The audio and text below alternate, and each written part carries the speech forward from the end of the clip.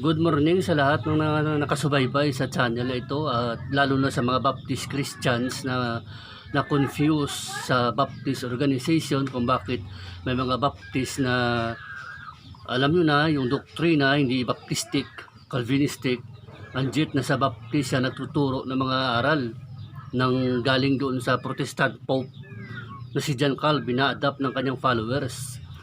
So, ang channel na ito actually is doctrinal para sa gustong mag-aral ng Calvinism, Arminianism sa belief na ito. And then may isang verse tayo na i-quote na itong verse na ito, ginagamit ito ng Calvinism para mag-promote ng tinatawag nila na divine hate sa mga hindi pinili ng Diyos. Sila ang nag-formulate ng name na niya, ng pangalan na yan para lang palabasin na magandang pakinggan pa rin. Kasi pag sinabi mong hate, pangit eh.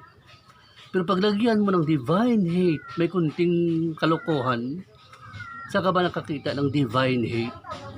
Pero sa kanila yan eh.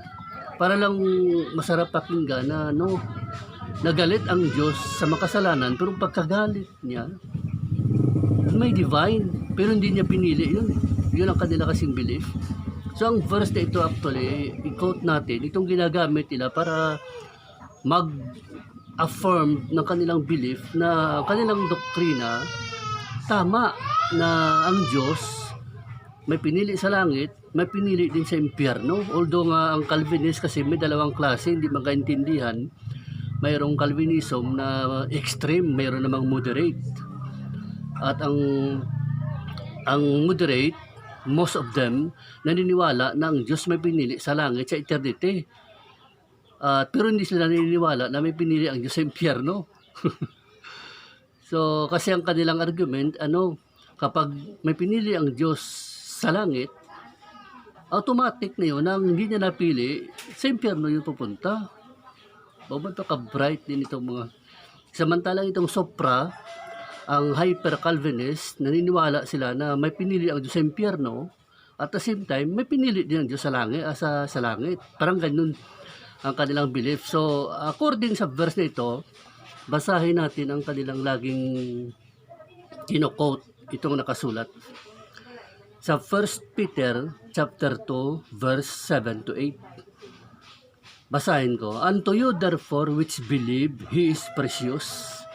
But unto them which be disobedient, the stone which the builders disallowed, the same is the head of the corner, a stone of stumbling and a rock of offense, even to them which stumble at the word, being disobedient, whereunto also they were appointed.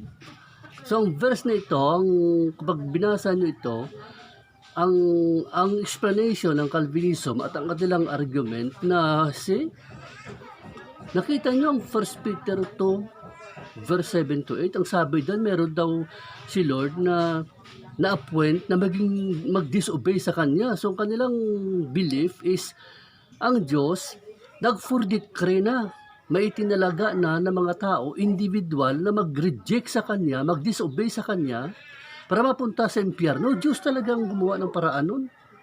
Yun ang kanilang argument.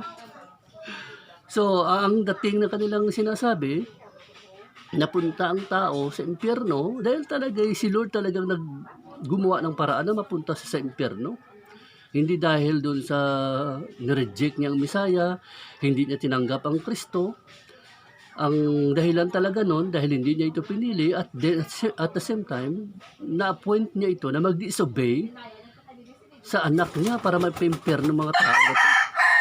So kung ayun ang kanilang argument na kung saan too much na eh. Para bang hindi man lang sila nag-isip na baka may consequence kung aanihin pag sinabi ko ito. Wala na talagang takot eh. Kasi ang verse nito ng 1 Peter 2 verse 7 to 8, nagpo-promote sila ng divine hate at saka yung pag-reject ng tao kay Kristo na-appoint na ni Lord sa eternity, na mayroon siyang tao talaga na in-appoint na i-reject nilang Messiah. At din siyempre, ang consequence nun, napunta ang tao sa impyerno dahil Hindi niya kasalanan yun. Kasi, si Lord kasi nagplano nun eh. Yun ang kanilang belief. Napunta ang tao sa impyerno dahil si Lord ang gumawa ng paraan na ma-reject nila ang Messiah para mapunta sila sa impyerno. Yun ang kanilang misinterpretation sa verse. Very dangerous. Ang verse na ito actually, kapatid, basahin natin ito. Nakasulat kasi dyan, nasa 1 Peter, tignan nyo Jesus Christ, ang chief cornerstone. Kung basahin nyo ang Salmo 118 verse 22, ito nakasulat. The stone which the builders refuse is become the headstone of a corner. So nakikita nyo yung stone na yan is no other than si Jesus Christ yan, inireveal niya sa later, sa panahon ng grace. Ng stone na reject ng mga religious leader sa kanyang panahon become the headstone of a corner. Kumbaga yung bato na winilang bahala, ginsalikway pa kung sa magsaya, ging pinabayaan, naging pamusog, naging haligi ng cornerstone. So naging matibay ito na haligi, yung bato na yan, no other than Jesus yan. Din sa verse na yan, maintindihan mo later sa story ng gospel, ng ang mga builders na nagtayo na yan, mga religious leader, mga Pharisee, Sadducee, sila talaga actually, ang mga builders na nag-refuse sa bato na yan. Ang problema, na-refuse nilang bato, naging headstone of a corner. Si Kristo na-reject ng mga Pharisee na ito, ng mga builders, ng Scriba at mga Sadducee, na-reject nila ito, ang Messiah na to, and then, ipinako pa sa krus, sila ang nag-connivance at gumawa ng paraan na ipako nila ang Messiah na to. They refused him and had him crucified.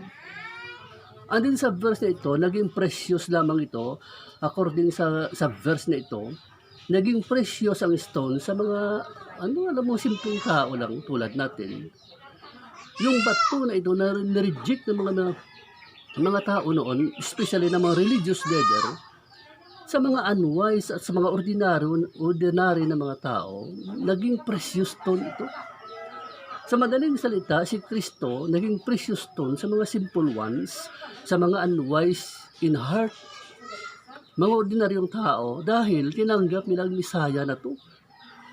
At sa verse ito nakasulat din, therefore, maintindihan mo nga ang Diyos sa eternity, from all eternity, nag-decree na ang lahat ng mag-reject sa Messiah na ito, mapupunta sa impyerno, at ang lahat ng tumanggap sa Messiah na ito sa kanyang decree sa eternity, mapupunta sa langit.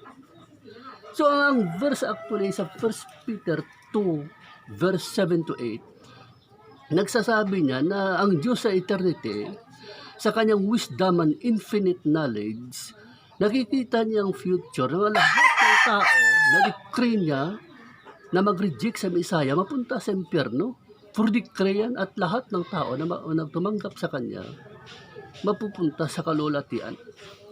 Therefore, ang ipredestine niya lahat ng mga unbelievers na mapunta sa Great White Throne Judgment, mapunta sa condemnation, at ang lahat ng mga tao na tumanggap sa Messiah, mapupunta sa kalulatian.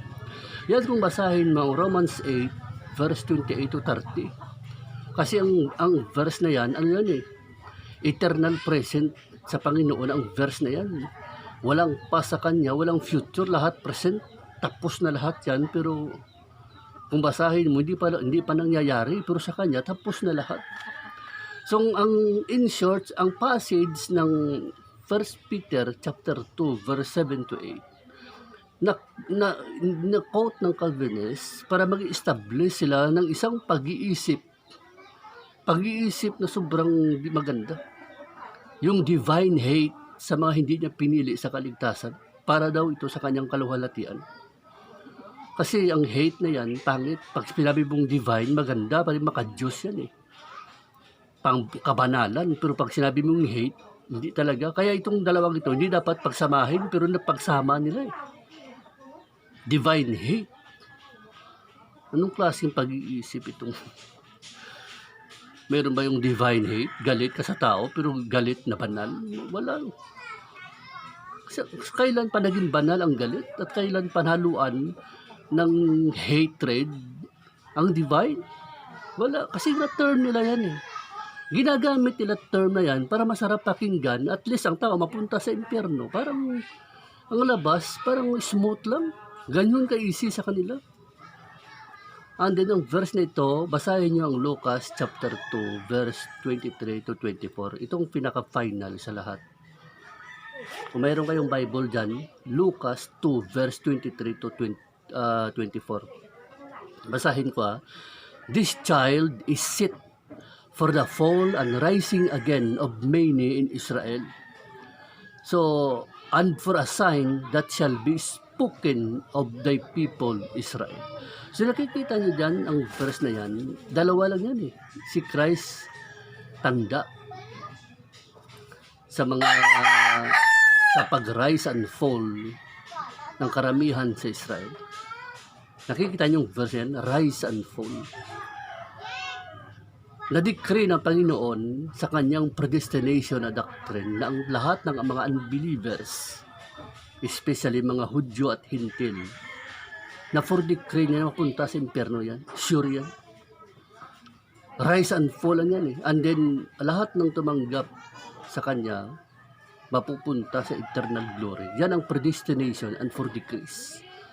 Kasi pag pinabasihan mo yung Lucas 2, verse 23 and 24, nakasulat dyan, ang batang ito magiging dahilan ng rise and fall ng many in Israel. The rise sa glory, na fall sila. So, dalawa lang puntahan ng tao, rise and fall. Some of them will rise up in glory. Some of them will fall to be damned in hell. So, yun ang ibig sabihin ng 1 Peter 2, verse 7 and 8, na ang Diyos sa eternity nag-for decree nga lahat ng mga unbelievers, either Jews or Gentiles, mapunta sa impyerno.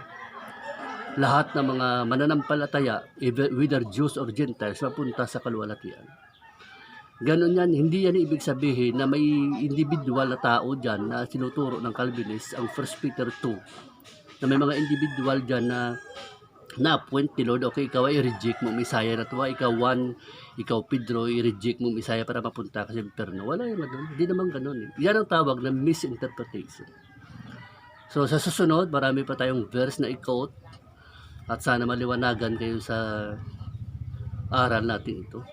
I-share nyo ang link na ito sa mga friends nyo, and after all, para lahat ito sa kaluwalhatian ni Lord. Thank you.